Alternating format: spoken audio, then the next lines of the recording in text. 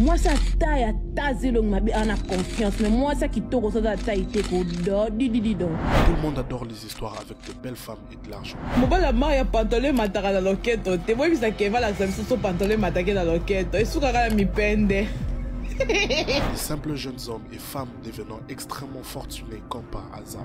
Mobali ya Marian Tumba, Kevin, azali ba jeune oyo ba sombela kabatu biloko na tirki ba benga ngomba na Dubaï na ebité so ba benga ngoni. Nous laissant ainsi croire que c'est une grosse opportunité qui ne se présentera peut-être qu'une seule fois dans la vie. Le mariage est une sunna, une source de préservation. Ce qu'il faut savoir et retenir, c'est qu'Allah enrichit par le mariage.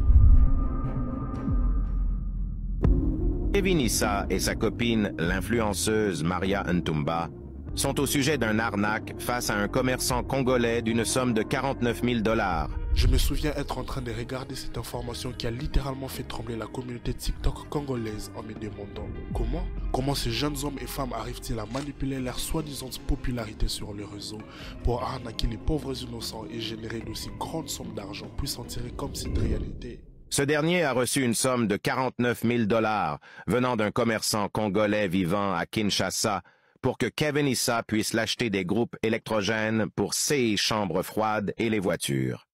Depuis lors, Kevin Issa n'a pas toujours expédié les affaires en question dans le conteneur. Le commerçant congolais est allé à Dubaï pour rencontrer Kevin Issa. Il n'a rien trouvé. Je pensais que c'était simplement une simple affaire d'escroquerie entre le couple Kevin et Maria.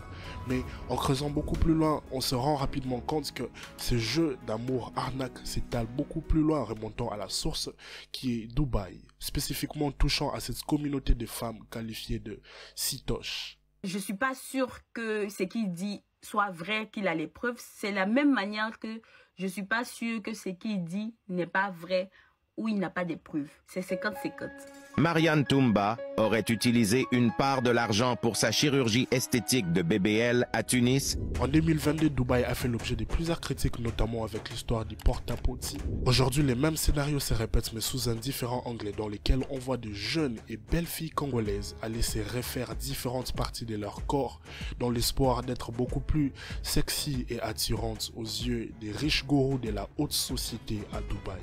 Un seul billet d'avion, un seul voyage, l'espoir de complètement changer leur vie pour ensuite s'en vanter sur les réseaux sociaux. Et les jeunes hommes, tu demandes, ils veulent juste être commissionnaires de ce gros riche ou encore se mettre faussement en couple avec ces jeunes femmes après leur petite cascade à Dubaï pour en profiter à leur tour. Un trafic à hauteur de milliers de dollars dans lesquels nos jeunes filles et garçons se retrouvent dans l'espoir de faire de l'argent le plus rapidement que possible. Maria, tout comme la plupart des femmes, ont établi une culture d'estime personnelle dans laquelle elles exposent leur vie privée en exposant leurs biens personnels, provoquant ainsi de gros drames sur Internet. Sont-elles vraiment des voleuses ou est-ce bien du travail? Sont-elles vraiment en couple? Doivent-elles vraiment exposer leur vie de cette manière? Des théories, des conspirations, jalousies qui ne font que nourrir leur ego, ainsi que leur poche due à l'attention qu'elles provoquent bien sûr sur les réseaux sociaux.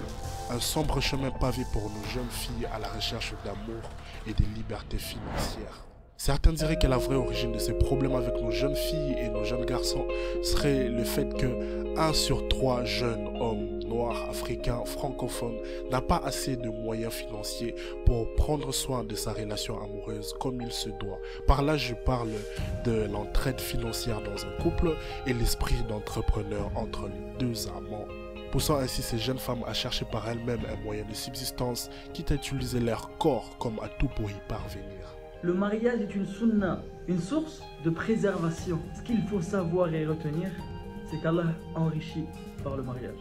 Étant un homme, viendra éventuellement le moment où tu devras bâtir un foyer, te trouver une partenaire et peut-être te faire des enfants. Avoir beaucoup d'argent ne justifie pas la vantardise, mais plutôt une occasion d'être en mesure de mettre un sourire sur les visages de ceux qui nous sont très chers. Ce n'est pas une obligation d'avoir des milliers en banque pour se mettre en couple avec la bonne personne. Faudra plutôt apprendre à construire ensemble cette liberté financière et à rendre fort la partie la plus faible ensemble.